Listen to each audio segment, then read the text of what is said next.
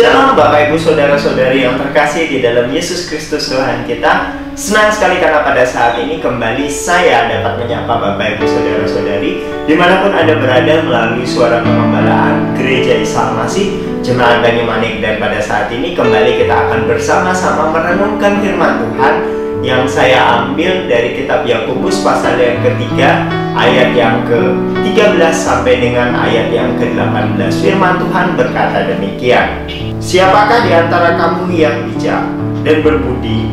Baiklah ia dengan cara hidup yang baik menyatakan perbuatannya oleh hikmat yang lahir dari kelemah lembutan. Jika kamu menaruh perasaan iri hati dan kamu mementingkan diri sendiri, janganlah kamu memegahkan diri dan janganlah berusaha melawan kebenaran.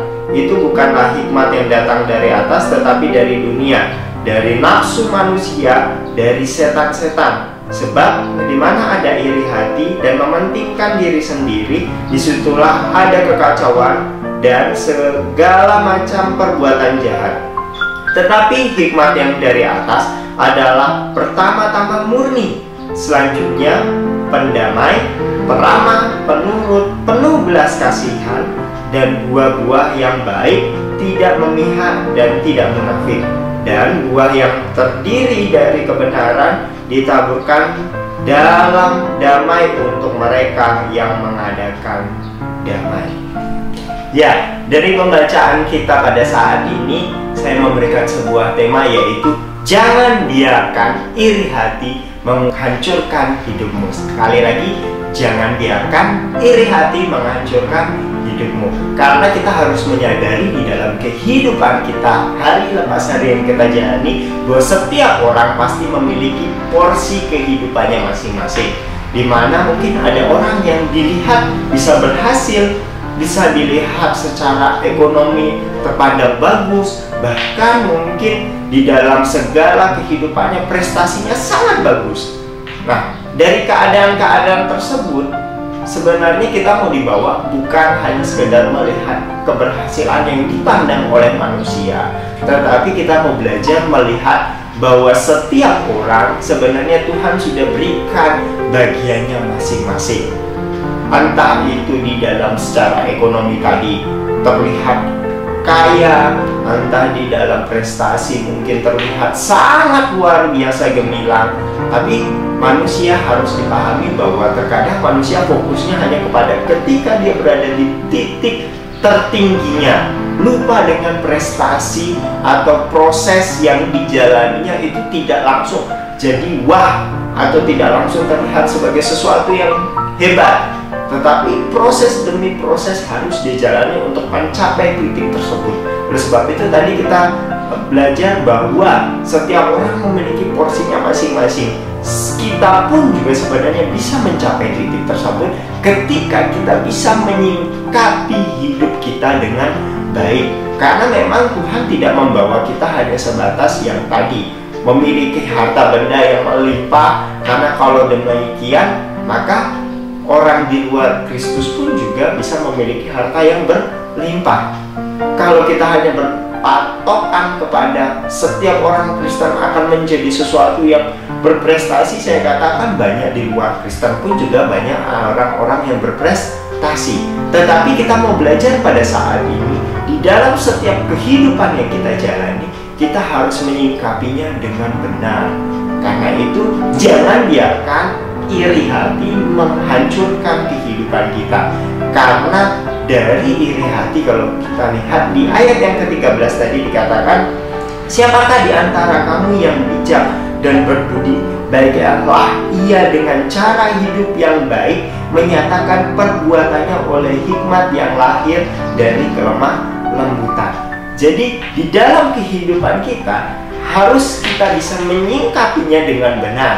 Keadaan posisi ketika kita berada di posisi terbawah sekalipun, kita harus bisa menyingkapinya dengan benar. Karena kalau kita salah menyingkapi ketika kita berada di dalam posisi bawah, kita justru akan semakin terpuruk.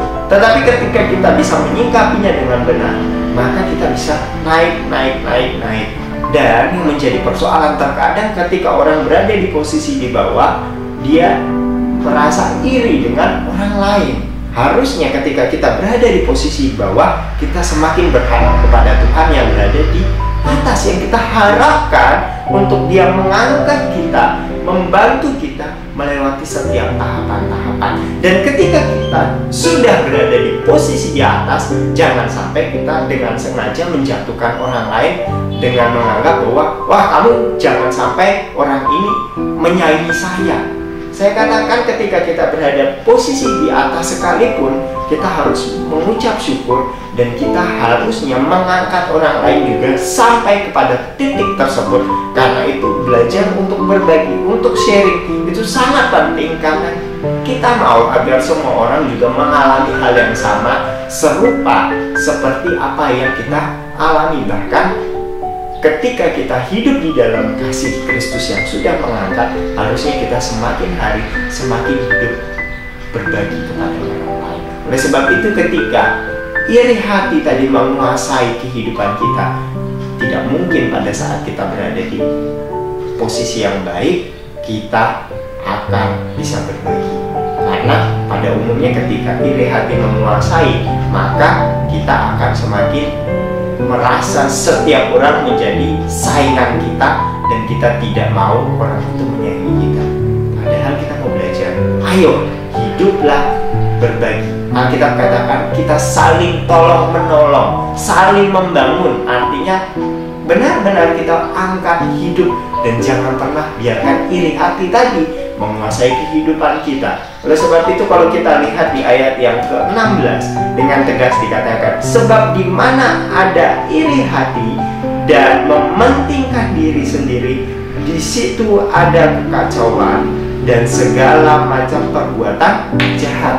Orang iri pasti akan melakukan segala sesuatu untuk menjatuhkan orang lain. Orang iri akan melakukan hal-hal yang jahat demi memuaskan keinginannya. Makanya tidak sedikit, bahkan kalau kita lihat di film-film, telenovela atau serial-serial TV saja, banyak orang yang iri pasti ingin menjatuhkan orang yang dia rasa iri. Padahal sebenarnya posisinya sudah bagus, tapi dia akhirnya sibuk dengan rasa iri hatinya dan menghancurkan orang lain. Baru dia merasa puas, padahal dari hal kepuasan yang dia alami tadi tidak membawa kepada sesuatu yang lebih baik, justru malahan semakin merusak dan memperburuk keadaannya hidup di dalam dosa. Oleh sebab itu, pelajaran kita pada saat ini, ayo jangan biarkan iri hati menguasai hidupmu, menghancurkan hidupmu, tetapi belajar untuk kita hidup di dalam kasih Kristus yang sudah mengangkat kita dari keterpurukan, memberikan hidup yang baru kepada kita.